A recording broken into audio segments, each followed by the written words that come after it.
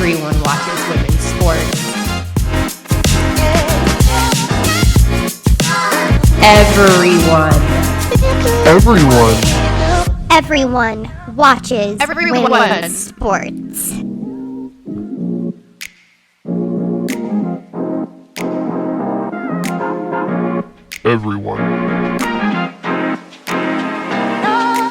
Everyone watches women's sports. 3, 2, 1, yeah! Everyone watches women's sports. The podcast. Alrighty, folks, we're back with another episode of Everyone Watches Women's Sports, the podcast. This is episode 6. I've got Akiem Bailum here. He is a digital producer and contributor for Beyond the W and a contributor for Prep Girls Hoops. So welcome, Akiem, to the show. Thanks so much for being here. We have connected before on Twitter Spaces talking about the W, of course. So please tell us anything more you'd like the audience to know about yourself.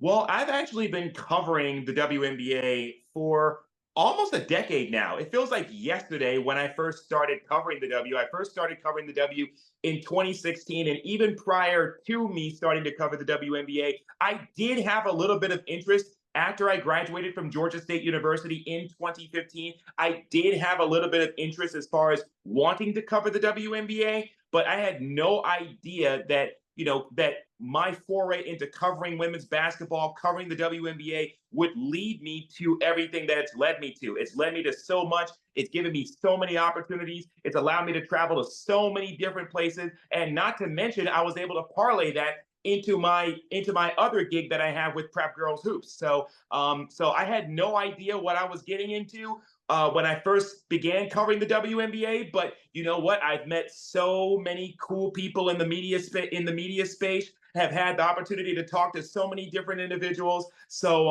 and also have had the opportunity to connect with you over the years as well, Taylor. So yeah, it's been one of the best decisions of my life. That's awesome. I love to hear it. What is one thing that you wish people knew about what you do, whether that's the job itself, the industry, your job titles, anything that you'd like people to know about this growing industry of women's hoops? Well, it definitely is a growing industry, but I feel like in a lot of ways, I feel like that because women's basketball, because women's sports, they may not necessarily always get the lion's share of media coverage that men's sports do, even though, folks like yourself, folks like myself, folks like, Lowe and Lamar at Beyond the W, it's one of those situations where we're definitely doing our best that we can to, change that and shift that into more of the correct direction. But the thing is, for the time being, there's still a discrepancy. And not only that, but there's still a lot of folks out there that are legit doing this as a labor of love. They're doing this on their own time. They're doing this really on their own dime, and they're spending their own money to be able to get to places like the draft, get to places like All-Star, be able to cover the finals.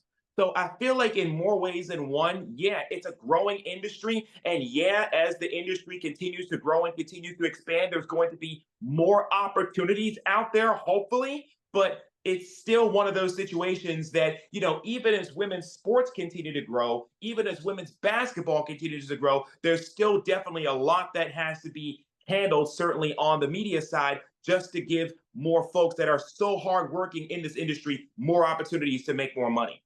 That's so true. That's so well said. Yeah, I totally agree with everything that you just said. There's so many of us out there who are just, whether together or apart or together apart, we're all just working so hard to just build this community up into something that is of value, because like you said, so many of us are doing it on our own time, on our own dime, which I love the way that you said that. And yes, there's so much money to be made in this business, but yet so many people who are working to cover it are doing it all out of their own pocketbook. And so hopefully that's something that all of us can work together to continue to grow this game and bring more opportunities to everybody, including the players.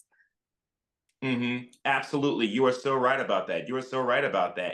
And I feel like that is something that, when you look at it from that perspective, I mean, we have seen more players start to get more of these endorsement deals. We're starting to see more players start to appear on commercials. They're appearing more on billboards. So it's a situation where there's definitely like the profile of the WNBA has never been higher than what it is today. And it's only going to continue. So of course, that's going to mean more money going into the league. So, so I feel like it's definitely one of those situations where absolutely it's a rising, it's a rising tide that, that I feel like is going to lift all of the ships. So I feel like in many ways we're still kind of in that transitionary period, but I feel like the future is definitely bright the way I see it.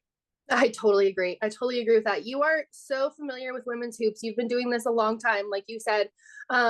What you have seen from high school all the way to the pros, you have seen so many special personalities like Diana Taurasi, Asia Wilson, Brianna Stewart, Angel Reese, Caitlin Clark. The list goes on and on and on.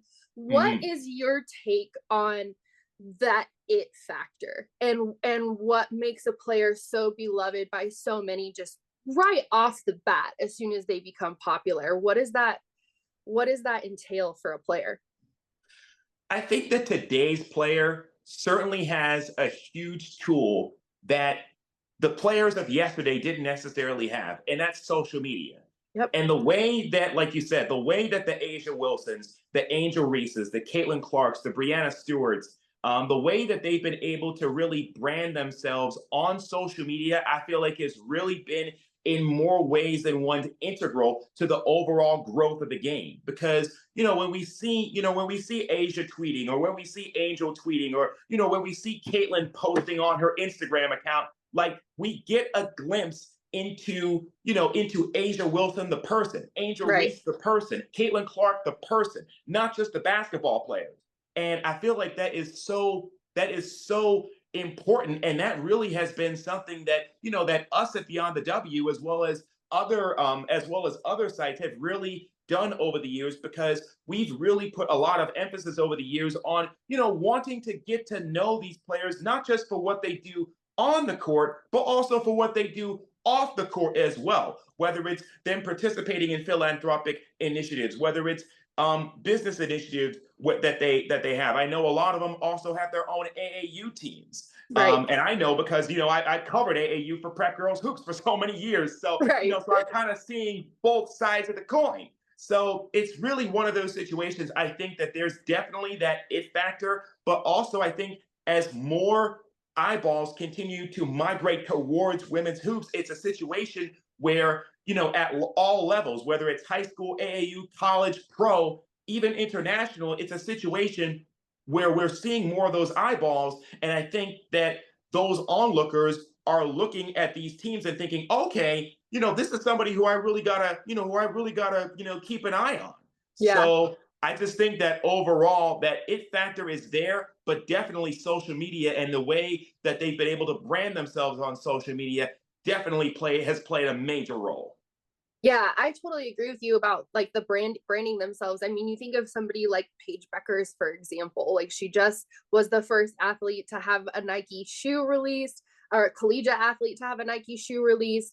She has done so much for just herself because of having a basketball in her hands, you know what I mean? And so it's literally made her Paige Beckers, the personality, is Paige Beckers, the hooper, you know what I mean? Like everybody encompasses her personality as that. So it's really special, like you said, to have the opportunity to have social media, to watch all of these women develop just their persona within that media space. It's really special, I think.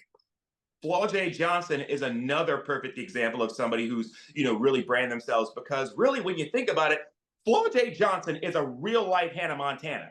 I mean, she's a baller and she's a rapper, and she's all over the place getting these big deals. I mean, if I remember correctly, she also did something big, having an ownership stake, if I remember correctly, in the Unrivaled League, as well as Paige Beckers. Right.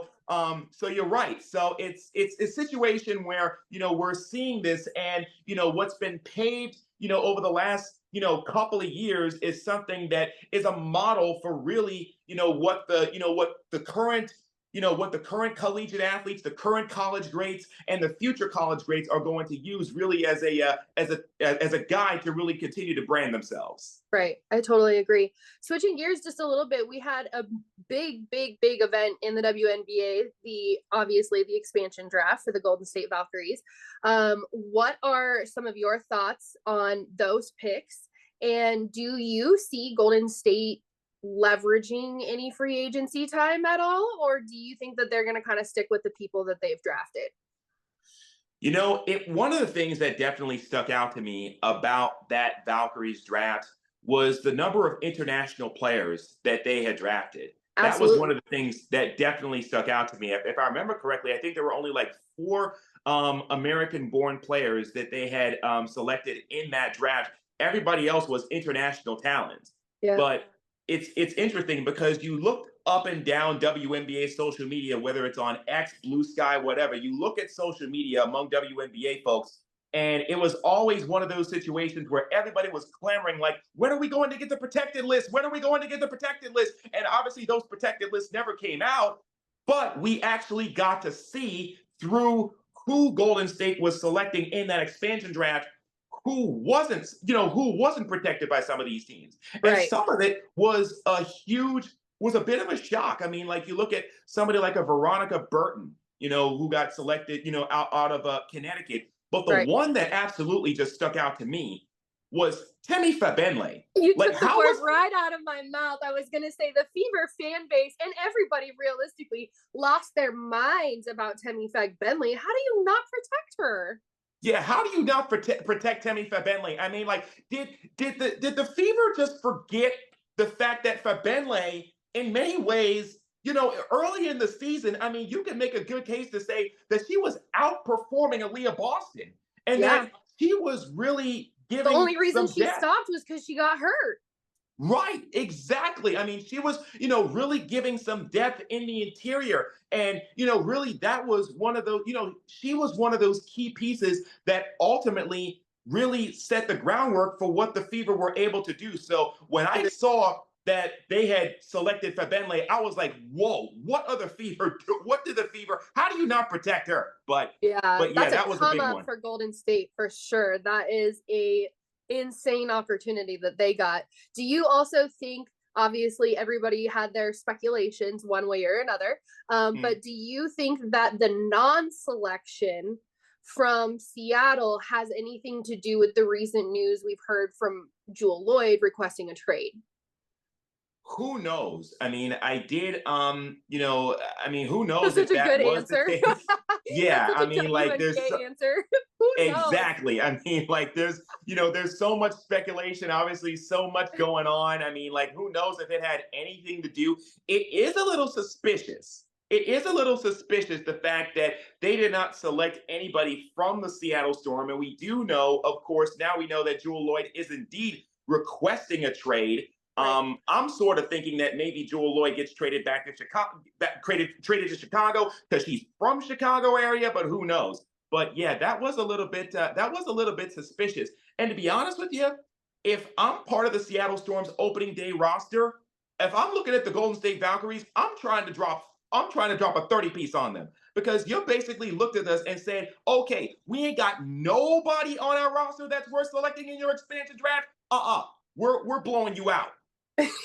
Yeah, I mean, makes me, again, like you said, it makes me curious who Seattle protected, because if they didn't have access to some of those, bigger names, especially some names that are coming into free agency this year, it like makes you wonder who the heck Seattle actually protected. So I just think there's so many narratives, of course, going around social media right now, whatever the site may be, that there's just a lot of speculation and story. So I just like to get people's perspective on it, Seattle at this point is just one big question mark. It's so amazing how going into last season, they were, tagged as contenders. Now going into this off season, now there's so much coming out of Seattle. So who knows what they're going to look like, when we get to opening day in May.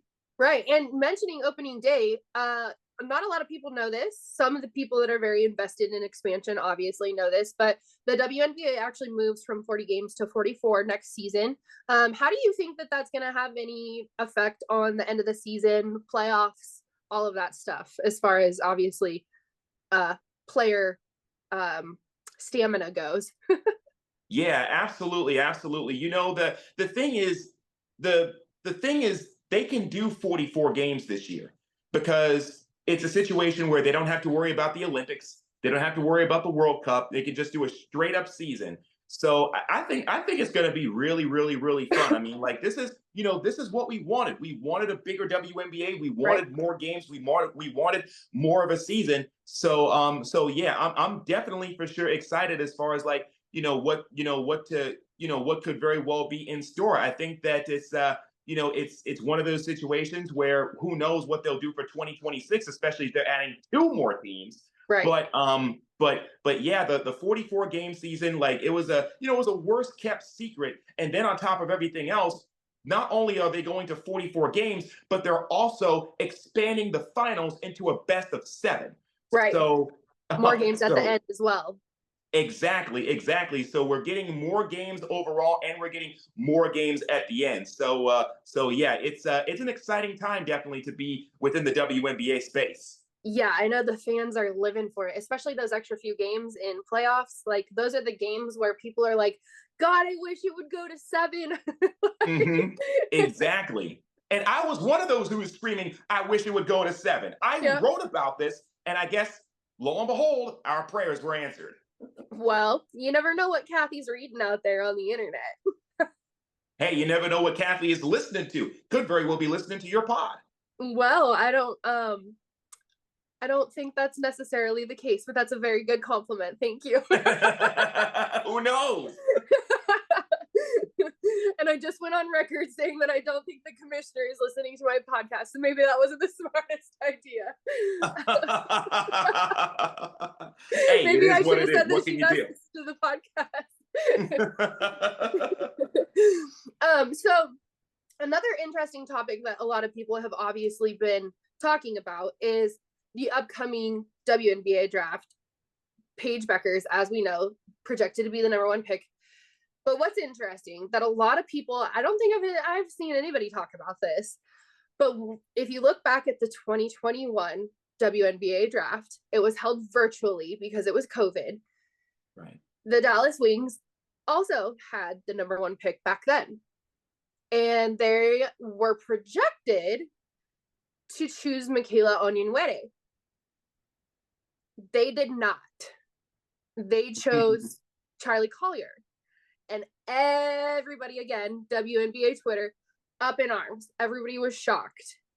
Do you think that there is any possibility that Dallas pulls a stunt like that again and doesn't choose Paige with their #1 pick?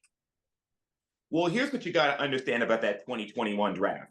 The Dallas Wings originally were not the #1 overall selection. It was the New York Liberty who won that lottery. But the thing is, that draft class in 2021 was shown a grand total of 0 respect by WNBA general managers. That draft class was shown such little respect by WNBA GMs. The #1 overall pick was legit traded twice in the same exact day. So I'm kind of thinking that maybe things are going to be a little bit different. I don't see the Dallas Wings trading out of the #1 because one thing about it is, like I said, that 2021 draft class there weren't exactly names on that draft class that really popped out in more ways than one. You got Paige Bueckers at the #1 of this draft class. Something is telling me that the Dallas Wings are definitely going to keep it. And then on top of everything else, the Wings, not only are they keeping that #1 overall draft pick for basketball reasons, but let's remember, they're moving into a new arena in downtown Dallas in 2026. So they have a new GM.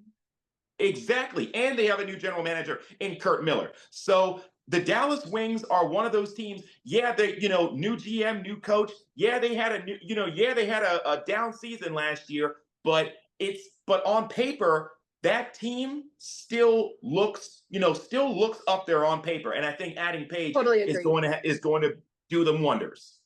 It's interesting you mentioned that draft class, and I think, let's see here. Was Charlie Collier on a roster last year? I don't think she was, if I remember correctly. No, she wasn't. Okay. Yeah.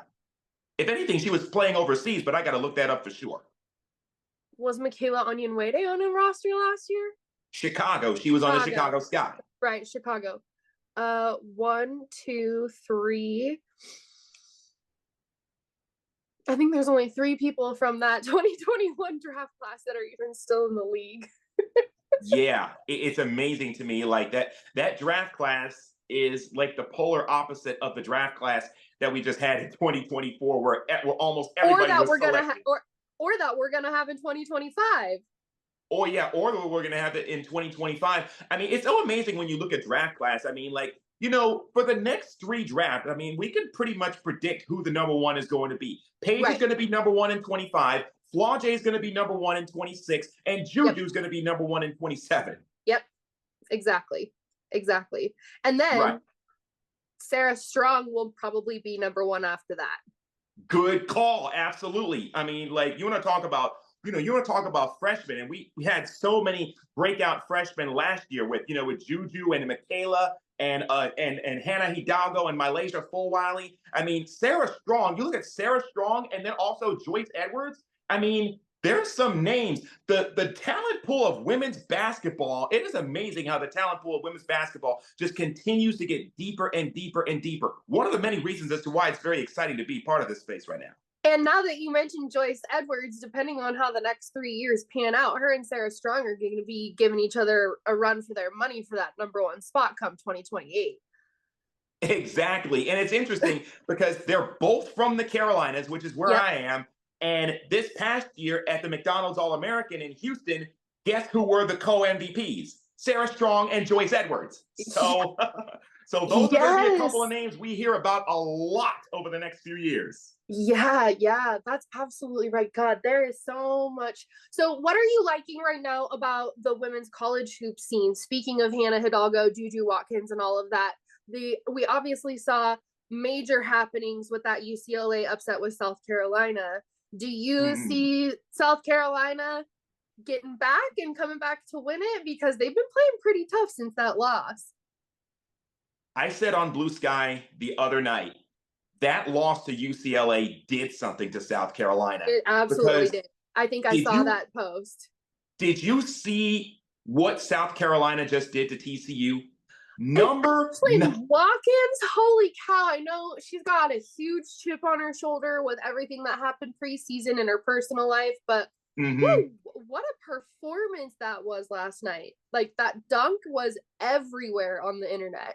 Everywhere. Exactly. And that's not the time Ashlyn Watkins has dunked. I mean, I've covered Ashlyn Watkins ever since her days at Cardinal Newman High School here in Columbia, so I'm very familiar with her. I'm very familiar with her, familiar with Fulwiley, who had 20 points, by the way, in that win over TCU, and of course familiar with Joyce. But it is amazing to me just what that UCLA loss did to South Carolina. I mean, like, they are looking like grown women out there playing against high schoolers. Oh, absolutely. A poor Haley Van Lith, man, she basically was the only player playing for TCU that night because she had a basket full of points. I know that much. She had like 22 or 24 points, something like that. It was insane. Yeah. And but the thing is, what people remember was how she got crossed up by Pow Pow. Yeah, but like I said, she may as well have been the only player out there scoring for TCU. Somebody said that, I think it was between even the rest of the team, nobody else had more than 8 points. Yeah, it's amazing. So if it wasn't for HVL, they would have scored 13 points that whole game. Probably, exactly. I mean, like, that was a huge get for TCU to get HVL, but I don't know. It's one of those situations I'm sort of wondering HVL could very well be thinking, okay, give me to the draft just so, because it's always something with her in South Carolina. Either she's getting like locked down by Fulwiley, or she's getting crossed up by Pow Pow. So, I mean, like, Yeah. it's always something with Haley Van Lith in South Carolina. That poor girl, she's going to be on another shrugging meme before we know it. Exactly. Exactly. It's amazing. It is amazing to me. Like, I think she'd rather go back playing 3-on-3 against international teams rather than playing South Carolina. And she's really good at that three versus three. She's really good at that. You did mention one team, though, that I want to pause on for just a second, because there's some things happening. And I know everybody's schedules are just kind of getting to the point where the schedules are getting good and really competitive as we get into conference play. LSU is like 10 or 11-0 right now. Exactly. And I'm really, really interested to see what happens with LSU in South Carolina. Like you said, LSU is on a roll. That's exactly where I was going with that. Michaela is on a roll. And of course, Flaw-J is going to do her thing. Anissa Morrow, projected first round draft pick. If I remember correctly, I actually saw a mock draft that said Anissa Morrow is going to probably go in number 5 overall to Golden State. So that would be interesting. I like that. She just put up her 83rd double-double the other night. So she's in Angel Reese territory, I guess we could say. Yeah. They needed somebody to fill Angel's shoes. Yeah, but I mean, Anissa Morrow is one of those people that whenever I talk about her on any of the social platforms that I work with, people are always like, wow, she's not somebody who I hear a lot of people talk about, but she seems really awesome. And it's like, yes, Anissa Morrow is one of those people you need to be watching her, and especially obviously all of her teammates too. They're all wonderful. Really, absolutely, really great personalities on that LSU team right now. I tell you what. Yes, absolutely. Like you said, they definitely have, like you said, those great personalities. And like you said, Anissa Morrow may not necessarily be as flashy as Angel Reese was when she was there. She may not, have she may not be one of those big names you put on the marquee the way you put a Flaw-J Johnson on the marquee, but she can ball. I mean, there's a reason as to why she's projected to be a first round draft pick. Absolutely. Yeah. College hoops is going to be crazy this year. I feel like it's going to be a crapshoot once we get into the tournament, because everybody is so good right now. And, as a UConn fan and an Oregon fan, those are usually the two teams that I keep an eye on right now. I am watching everybody because the basketball is so good across the board. It's crazy. It's really a reflection of, just like I was saying earlier, it's really a reflection of just how deep the talent pool is, and the fact that that talent pool is only going to get deeper. The thing that really has me excited about the tournament is we've seen just about almost pretty much everybody take an L this year. I mean, there's no team out there like the way South Carolina went 38-0 last year. That's obviously not happening this year. So anybody can be beat. And if you have an off night, you could get got the way Carolina got by UCLA. So I can't wait. Yeah, and there's a couple teams in that like ranked 8 to 16-ish range right now that could really do anything. Like Kansas State has been having a really good season. Oklahoma has been having a really good season. Obviously, Notre Dame dropped a little bit down in the rankings, but Olivia and Hannah are insane. People were calling them the best backcourt in the NCAA just a couple weeks ago. Exactly.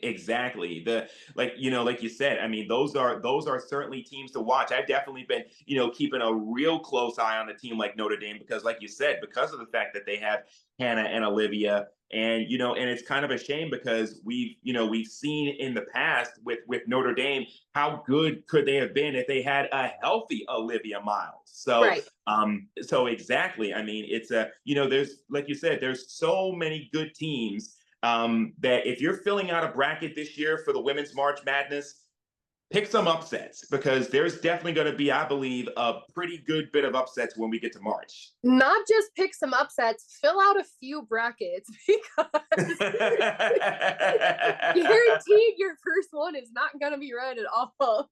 Because even when, like in previous years, when it's like, absolutely who's going to win it going into it, even some of those brackets can get a little crazy. But this year, it's like, I'm even scared to make a prediction right now because it's like there's gonna be somebody out there that just completely goes off the rails, and Lord knows I don't want it Right. to be my team.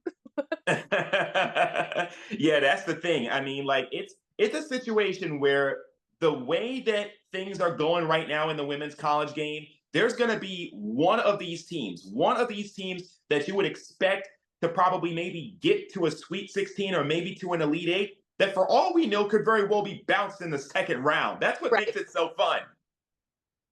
Yeah, I I only fill out one feel bracket, by the way. I, I feel like this is the year where we could definitely see more. I think we saw one or two last year, six or eight seed get bounced in the first or second round last year. But I feel like this is the year where you're definitely going to see some people dropping like flies because Exactly. it's interesting out there. I mean, even Louisville, I know they got absolutely clobbered by UConn the other night, but they are a great team also.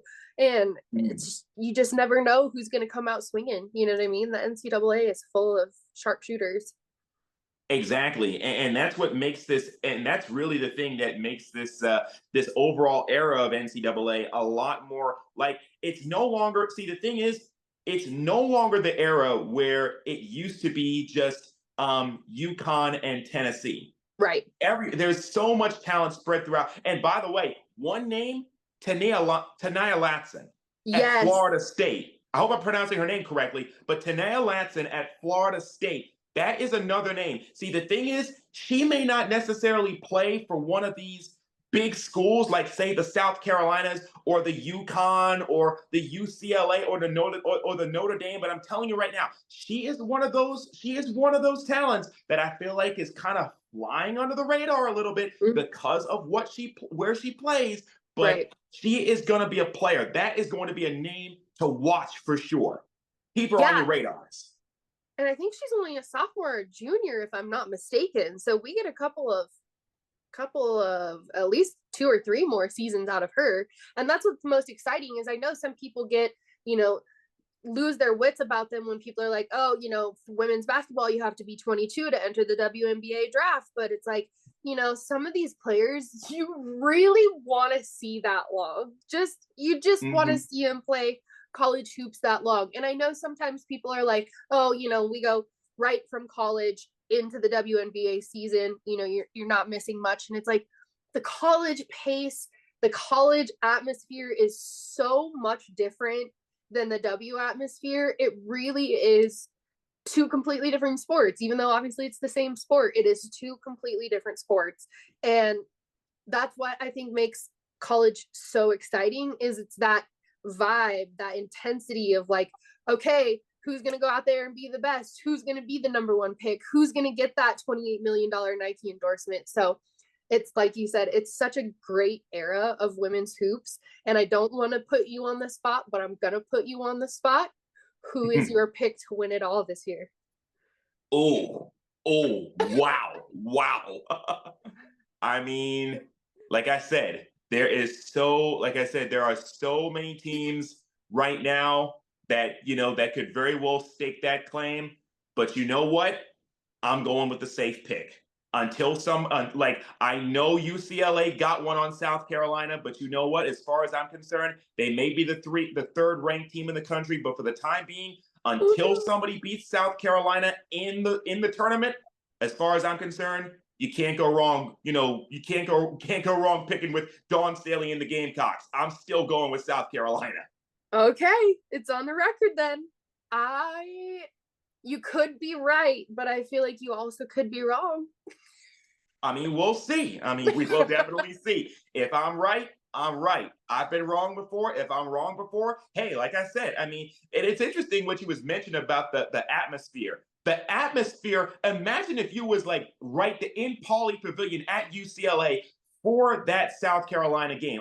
That was electric. You're right. That is something that you only get in the college game on a regular basis. So you're absolutely right about that.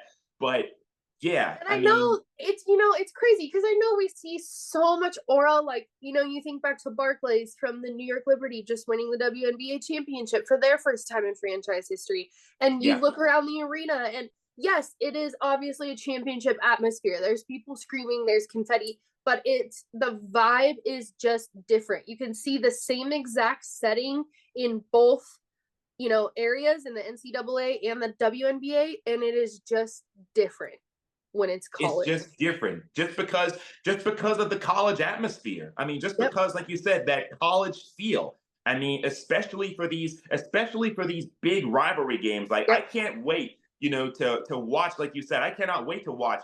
LSU, South Carolina. I can only imagine with that, or even something like a USC versus UCLA. I mean, so Yeah, those are going to be raucous games.